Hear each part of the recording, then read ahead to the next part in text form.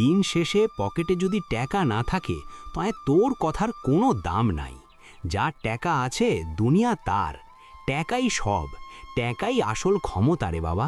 বেয়াদবি মাফ করবেন কাকা, টাকা দরকার মানলাম, কিন্তু টাকাই কি সব?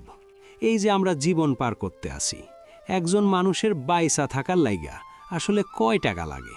কতটুক লাগে মানে? ভালো খাইতে ভালো পড়তে টাকা তো লাগবই।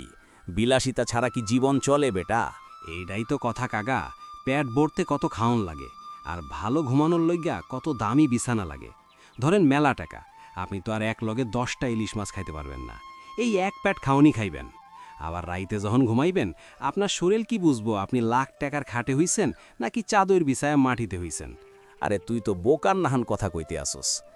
আরাম আয়েশ আর সম্মানেরও তো একটা ব্যাপার আছে না? টাকা থাকলে মানুষ সেলুট দেয়। আরে কাগা, সেলুট দেয় আমনে ট্যাকা রে, আমনে রে না। দেখেন কাগা, মাইনসে এই ট্যাকা ট্যাকা কেন করে বুঝি না। রাস্তায় যেই পাগলটা না খাইয়া ফুটপাতে ঘুমায়, হ্যারও কিন্তু দিন পার হইয়া যায়। আবার যে বেড়ায় 3 বেলা সোনার চামুচে খায়, হ্যারও কিন্তু দিন পার হইয়া যায়। তাই বললে কি তুই রাস্তার ওই পাগলটা নাহান জীবন পার হতে চাস? তা চাই না, কিন্তু খায়েশের তো শেষ নাই। মজার ব্যাপার কি জানেনে কাগা? ঘুমানের ফরে কেউ বুঝতেই পারে হ্যাঁ কই হুইয়া আছে। ঘুমের মধ্যে রাজা আর ফকিরের কোনো তফাৎ থাকে না। মরণ আর ঘুম, এই 2 জায়গায় টেকার কোনো দাফট নাই। তুই দেহি বড় বড় ফন্ডিতে নাহান কথা কইতাছস, তাই বললে কি টাকা কামানো অপরাধ? না না, অপরাধ না, কিন্তু ওই যে বিলাসিতা, কেন দরকার এত বিলাসিতা? আমরা মানুষ হইয়া জন্মেছি ঠিকই, কিন্তু মানুষ হইতে পারি নাই। মানে মানুষ তো হইয়াই আছি।